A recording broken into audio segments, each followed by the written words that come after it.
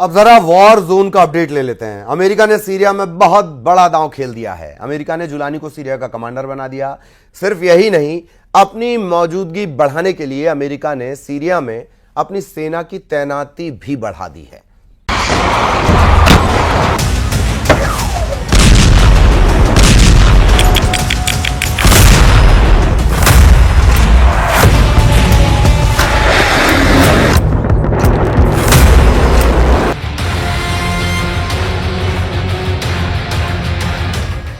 क्या अमेरिका ने commander Jolani को खरीद लिया है?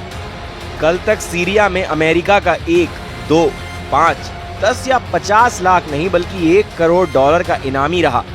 कल तक जिस शख्स की तलाश में अमेरिका की सभी एजेंसियां एक्टिव भी, कल तक जो शख्स हर हाल में अमेरिका को जिंदा या मुर्दा चाहिए था, अमेरिका ने जिसे देखते ही शूट एट साइट का ऑर्डर पास किया था, आज सीरिया का वो कमांडर जुलानी अमेरिका के लिए इनामी नहीं रहा। अमेरिका ने जुलानी को माफ कर दिया है, यानी रातों रात सिर्फ 12 घंटे में सीरिया में बड़ा खेला हो गया है। अमेरिका की ये वो चाल है जिससे उसने सांप भी मार दिया और उसकी लाठी भी सही सलामत है। अमेरिका ने जुलानी पर रखा इनाम वापस ले लिया है।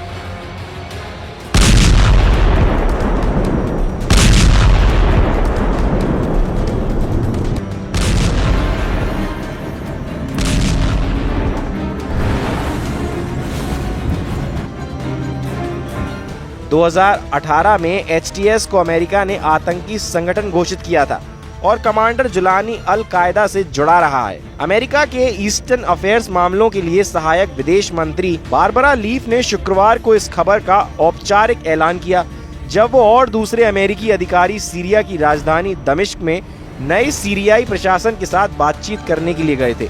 इस महीने की शुरुआत में हयात तहरीर अल शाम यानी HTS के नेतृत्व में सीरिया के राष्ट्रपति बशर अल असद को सत्ता से हटाए जाने के बाद से ये अमेरिकी डेलीगेशन की सीरिया की पहली यात्रा थी।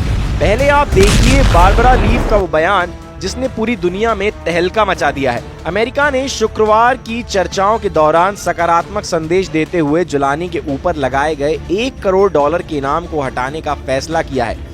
जुलानी और उनके संगठन से ये वादा लिया गया है कि ये अमेरिका के लिए कोई खतरा पैदा नहीं करेंगे।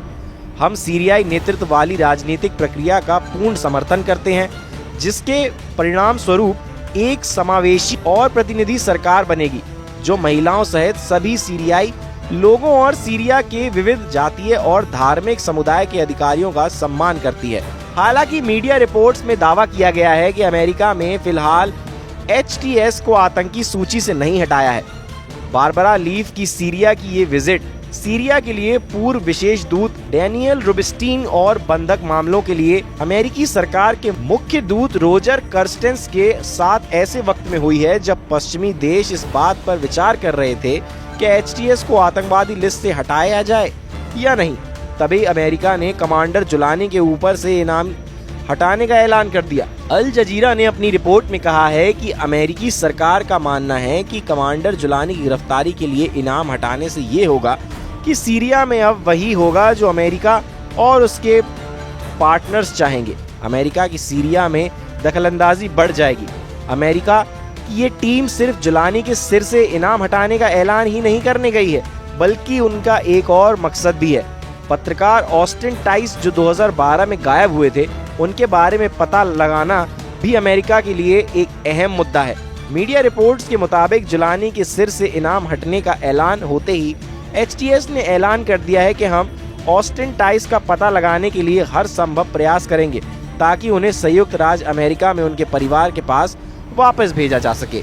मिडिल ईस्ट से आई एक रिपोर्ट के मुताबिक अमेरिकी विदेश मंत्री एंटनी ब्लिंकन ने बताया है कि सीरिया में अमेरिका दबदबा बढ़ाने जा रहा है। ब्लिंकन ने इस बात की पुष्टि की है कि अमेरिका ने सीरिया में सैनिकों की तैनाती दोगुनी कर दी है। ये सैन्य तैनाती बशर अल असद के तख्तापलट के वक्त से बढ़ाई जा रही थी। हालांकि पेंटागन ने इसकी डिटेल अब जारी की है, जिसके मुताबिक अमेरिका ने पूर्वोत्तर सीरिया में अपने सैनिकों की संख्या 2 गुनी से ज्यादा कर दी है। पहले सीरिया में अमेरिका के सैनिकों की संख्या 900 थी, जिसे बढ़ाकर 2000 कर दिया गया है। खाड़ी देशों में मौजूद अमेरिका सैन्य अड्डों से सीरिया पर 24 घंटे निगरानी भी रखी जा रही है। अमेरिकी सैन्य तैनाती पर पेंटागन ने जो भी जानकारी दी है, सीरिया में मौजूद स्थिति को देखते हुए अभी कुछ समय पहले ही मुझे इस तथ्य से अवगत कराया गया कि वहां सेना की तादाद बढ़ा दी गई है, जबकि वहां सेना की संख्या कम थी। आप जानते हैं ये संख्या 900 के आसपास मानी जा रही थी, इसलिए हमने इस पर गौर किया। आज जब हम आपको ये बता रहे हैं तो अब 900 से काफी अधिक कर दी गई है।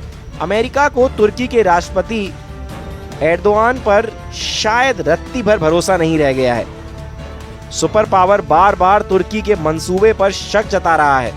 नए चुने गए प्रेसिडेंट ट्रंप के बाद अमेरिका के विदेश मंत्रालय में भी एर्दोआन की सीरिया पॉलिसी को पूरी खाड़ी देशों के लिए खतरनाक माना है। वहीं अमेरिका विदेश मंत्रालय के प्रवक्ता का कहना है यह एक बहुत ही चुनौतीपूर्ण मुद्दा है। तुर्की और इन समूहों के बीच लंबे समय से तनाव चल रहा है, इसलिए आगे कोई आसान रास्ता नहीं है, लेकिन यह निश्चित रूप से एक ऐसा रास्ता है जिस पर हम आगे बढ़ रहे हैं। सीरिया में अमेरिका अपनी पकड़ मजबूत करने की सभी कोशिशें शुरू कर चुका है। अल कायदा और ISS जैसे आतंकी संगठन अमेरिका के खिलाफ कभी सर न उठाएं, इसके लिए सुपर पावर ने कमांडर जुलानी को भी अपने खेमे में लाने का जोखिम भी मोल ले लिया है। कमांडर जुलानी की लीडरशिप में बनने वाली नई सरकार से अमेरिका ने बातचीत शुरू भी कर दी है। कमांडर जुलानी पर से इनाम हटाने का ऐलान इसी अमेरिकी पहल का एक हिस्सा है, इसलिए अमेरिका ने सीरिया में अपना डेलीगेशन भेजा है। अमेरिकी राजनयिकों का पहला ग्रुप दमिश्क में है।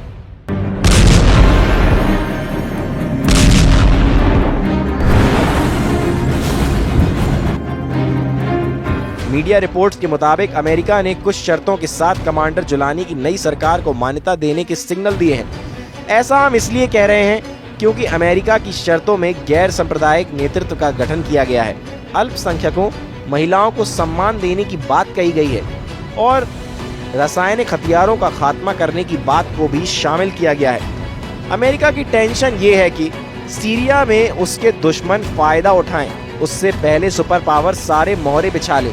अमेरिका को तुर्की के राष्ट्रपति एर्दोआन और ईरान के सुप्रीम लीडर अली खामनेई की सीरिया में दिलचस्पी ने अलर्ट कर दिया है। मिस्र भी सीरिया में इजराइल के खिलाफ बयानबाजी कर अमेरिका को परेशान कर रहा है।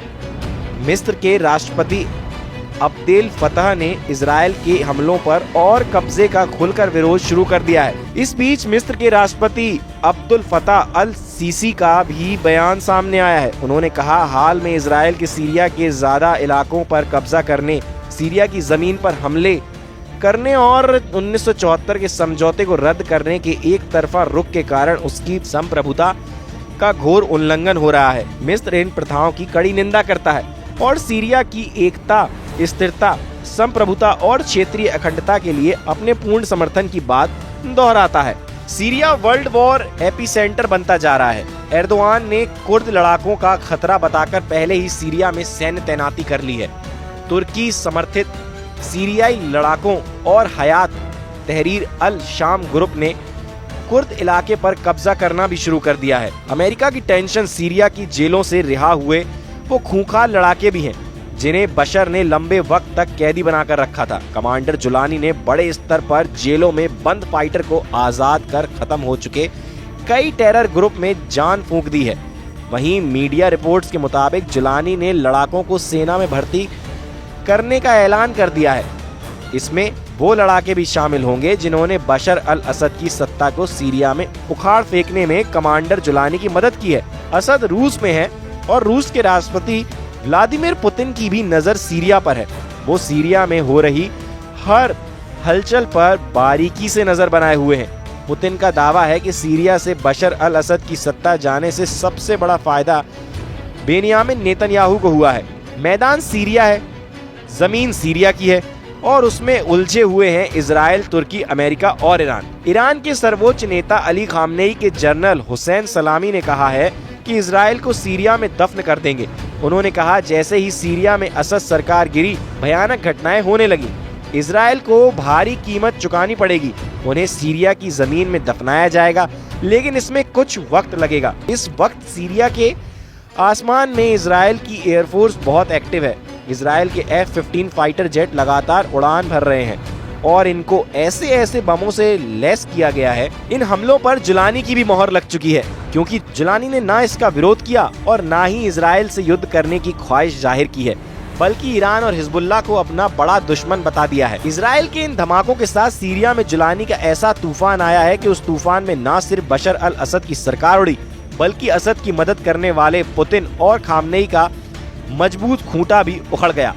जुलानी ने सीरिया में ऐसा जाल फैलाया कि इस जाल में फंसे रूस और ईरान की सेना को सीरिया से भागना पड़ा। जुलानी का जाल बुनने वाले तुर्की और इजराइल इस वक्त बहुत खुश हैं। जुलानी का जाल इतना मजबूत बताया जा रहा है जिसकी जद में अब कई और अरब देश भी आ सकते हैं। डर है कि इसमें जॉर्डन के राजा किंग अब्दुल्ला भी फंस जाएं और जुलानी का अगला टारगेट जॉर्डन बन सकता है। खौफ सऊदी अरब में भी बढ़ चुका है।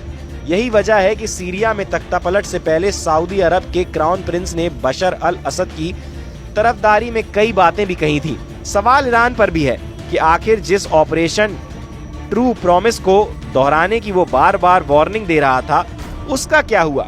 खामनेई और उनके जनरल इस बात से बहुत ज्यादा बेचैन हैं कि सीरिया उनके हाथ से निकल गया। बशर अल असद की सरकार ढह गई और अब उस जुलानी का सीरिया पर कब्जा हो चुका है, जो कभी आईएसआई और अल कायदा का टॉप का आतंकी था। अब इजराइल, तुर्की और अमेरिका के इशारों पर खेलना शुरू कर दिया है। नेतन्याहू ईरान के इस दावे की तरफ भी इशारा भी कर चुके हैं। बेनियामिन नेतन्याहू दो बात कह चुके हैं। पहली ये कि इजराइल अब जुलानी की सरकार के साथ संबंध बनाना चाहती है। दूसरी बात ये कि बशर अल असद की सरकार इसलिए गिराई क्योंकि इजराइल ने हिजबुल्लाह और ईरान के खिलाफ एक्शन लिया। खामनेई जानते हैं कि अब नेतन्याहू ने ईरान के साथ नया माइंड गेम खेलना शुरू कर दिया है। सीरिया के बाद नेतन्याहू ने खामनेई का तख्तापलट करने का सिग्नल दे दिया है। नेतन्याहू के सिग्नल ने ईरान में ट्रिगर दबा दिया है। खामनेई अपने जर्नलों और सलाहकारों के साथ लगातार मीटिंग कर रहे हैं।